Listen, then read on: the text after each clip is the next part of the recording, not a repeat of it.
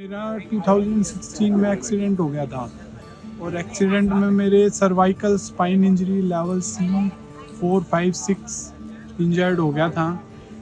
उसके बाद से मैं टेबल टेनिस मैंने 2018 में स्टार्ट किया।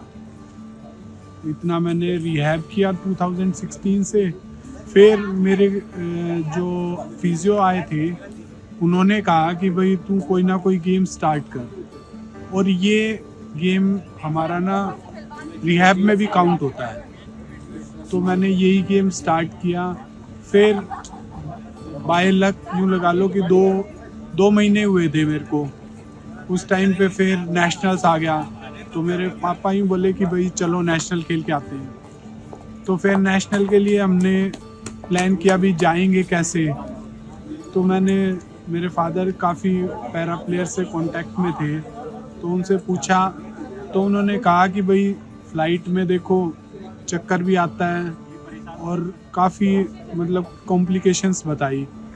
तो फिर हमारे पास गाड़ी थी इनोवा, तो पापा ही बोले चलो इंदौर इसी में चलेंगे। फिर उस टाइम इतनी भी मतलब पावर और इतना भी नॉर्मल नहीं हुआ था मैं कि वहाँ मैं जा सकूँ। वहाँ पे फिर हमें डॉक्टर भी चाहिए, फिजियो भी चाहिए, एक अटेंडेंट भी चाहिए, ड्राइवर भी चाहिए गाड़ी का। तो हमने पूरी टीम मैनेज की। उस टाइम पे हम 6 जने गए थे। उस टाइम पे मेरा मेडल नहीं आया था, बट मेरी परफॉर्मेंस काफ़ी अच्छी लगी। फिर मैं घर पे आके मैंने और प्रैक्टिस की। बाय लक 5 महीने बाद 2018 एशियन गेम्स की ट्रायल आ गई जकार्ता की। फिर मैं गया, ऐसे ही गाड़ी में गए हम दोबारा। फिर वहाँ पे जाके मैंने अपनी कैटेगरी से 3 लेवल ऊपर मैं क्लास 1 में हूँ, तो मैंने क्लास 4 का प्लेयर हराया।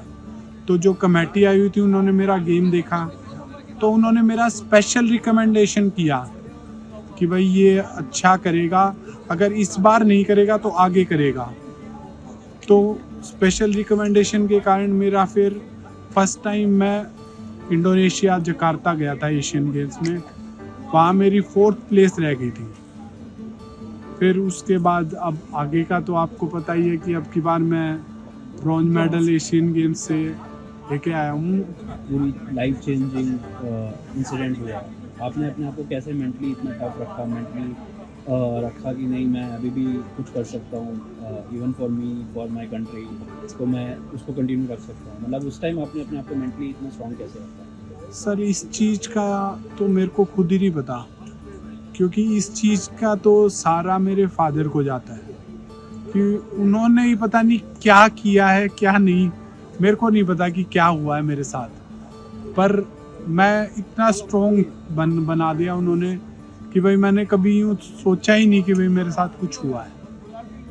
उन्होंने मेरे को टारगेट दिया कि भाई ये करते हैं, फिर यूँ सोचे कि भाई ये करते हैं। अब फिर पहले स्टार्टिंग की कि भाई चल खेल के आते हैं, फिर यूँ बोले कि भाई चल इसमें मेडल के चांसेस हैं तो उसके लिए फोकस करते हैं। फिर वहाँ हो गया, मैं 5 साल लगातार नेशनल चैम्पियन रहा हूँ। और फिर यूँ बोले कि भाई एशियन गेम्स में मेडल निकल सकता है सब, चल ट्राई करते हैं। तो मतलब यूँ तो कभी हुआ ही नहीं कि भाई तेरे साथ ये हुआ है, नहीं, ये तो हुआ जो वो हो गया। पर अब ये करते हैं, तो ये करने वाला जो चीज़ थी ना, उसने वो चीज़ तो भुला दी कि हुआ क्या है, बस वही रखा कि ये करते हैं। पहला ये made in Khelo India games, para games हो रहा है, इसके बारे में आप क्या कहना चाहेंगे? एज अ प्लेटफॉर्म ये कितना बड़ा है फॉर एथलीट्स आपके जैसे, और बहुत सारे एथलीट्स हैं। सर जो एथलीट हैं उनके लिए तो ये यूँ लगा लो कि एक और अपॉर्चुनिटी है कि भाई आप जहाँ एक में अपना सारा टैलेंट दिखाना चाहते थे, वहाँ कई बार क्योंकि स्पोर्ट्समैन का डे बहुत डिपेंड करता है, तो वहाँ आपका थोड़ा बहुत रह गया, तो आपको एक और जगह भी मिली है। और ये तो इंटरनेशनल लेवल प्लेटफॉर्म बना के दिया है खेलो इंडिया ने।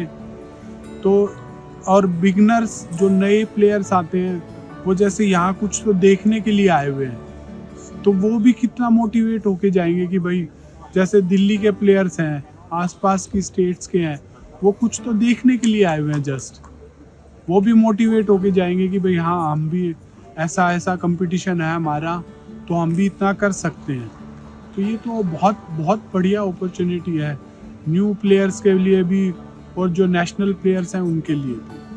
और अपकमिंग प्लेयर्स के लिए सर कोई मैसेज आपका, जो पैरा एथलीट्स हैं अपकमिंग, जो देख रहे हैं और मोटिवेट हो रहे हैं इन सब चीज़ों को, उनको क्या उनका फोकस कहाँ रहना चाहिए? अपकमिंग प्लेयर के लिए मैं यही कहूँगा कि अपना एक गोल सेट करो और बस उसी पे फोकस रखो। आप अगर 2-3 गोल सेट करोगे ना तो आपको एक भी अचीव नहीं होगा। सिर्फ सिंगल फोकस, वो कहानी था अर्जुन कहता नहीं है कि क्या दिखता है, उसका गुरु पूछता है, तो उसने यूं ही कहा था कि आँख ही दिख रही है, पूरी चिड़िया नहीं दिख रही थी उसको।